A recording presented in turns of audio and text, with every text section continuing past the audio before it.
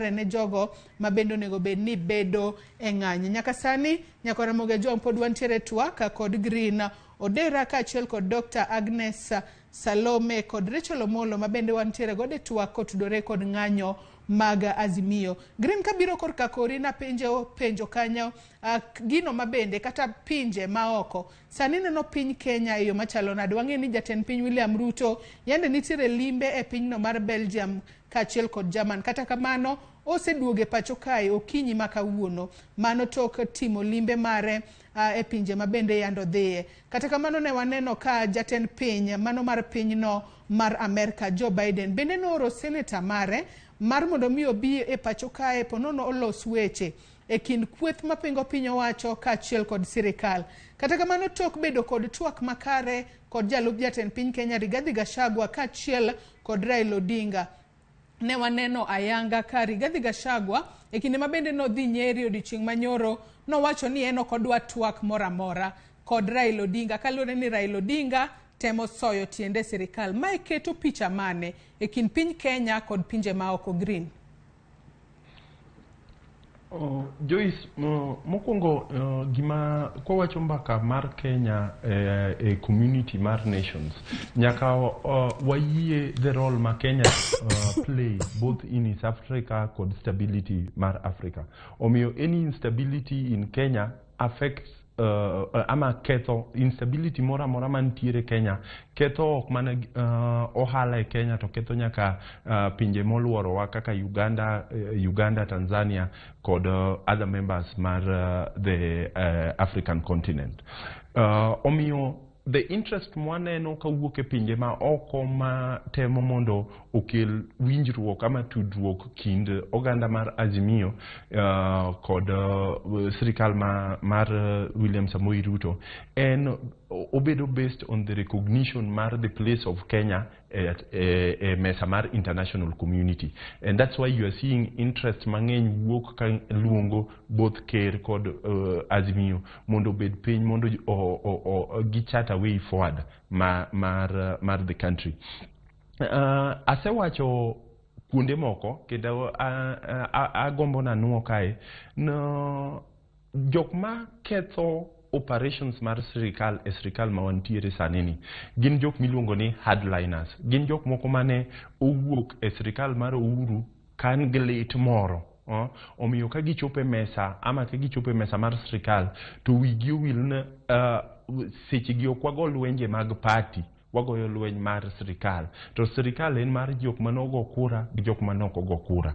Ng'ato kaka Deputy President, moluor Deputy President Rigathi Gachagua kod statements mosebedo kumik nyaka ne gikaw telo kaka kweth mar Kenya Kwanza mage jok mose contribute e animosity mwaneno ama lweny mwaneno kuom jowa nikech seche mwatemo mondo ji wacho kwe mondo ji obede mesa mondo wane kaka waloso ama waketo economy marwa kaka Kenya obed maber gin gimako okang' motegno ka giwacho ni onge wuoyo moro manyalo bet e kind sirikal gi ng'ata ng'ata.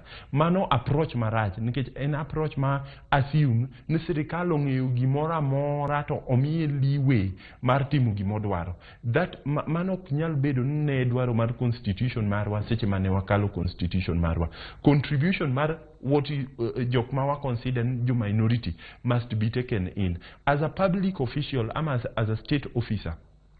Jalup mar Ker ni oket kuome msigo maduong' mar kelo riwruok mar anyuola mopogore opogore mondo wabed e kanyakla achiel as a nation. Statements ilago gini statements number 1 mamiyo waneno marach kata mbele international community.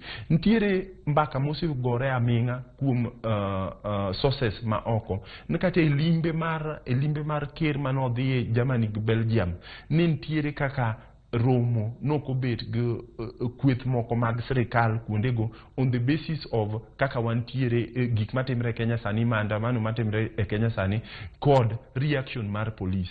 To gima jowa nyaka ng'e kata police officers matiyo kuonde mopogore opogore be nyaka ng'e.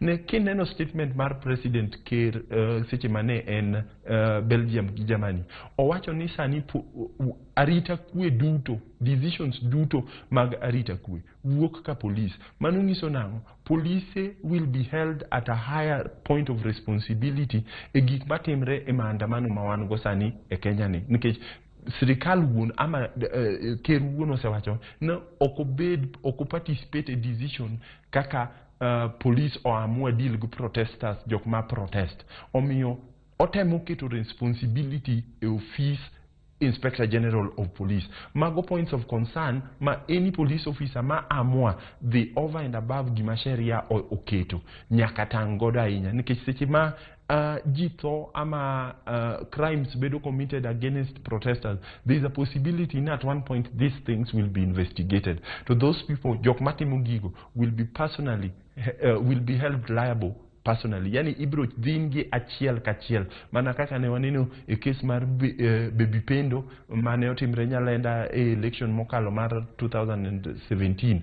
These people will be held accountable ng'at achiel ok ke sirikal, so that ka in Inspector General of Police, responsibility mari en mane. Temomiyo wamedo nyiso ji telo kik donje wi ma operate without the confines of the constitution.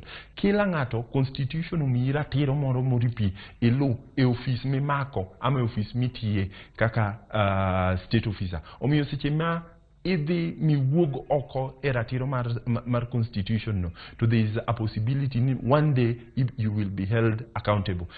Sirikal ama police oken a partisan entity ma oweyo jomoko kwalo Spectra madonj Northlands to jok ma riot kabiro mana present petition tigoyo ma jomoko gishuto go live bullets. Magi discussions manyaka wabedgo, magi conversations manyaka wabedgo mondo discourse mar ama mbaka mar protest, the effect ma protest no ntierego e Kenya e wang international community uwuog oko. Kamano Joyce. Iwacho kanyo makara inya Green Odera, ero kamana inya ukinyi makabuni nyakora Ramogi.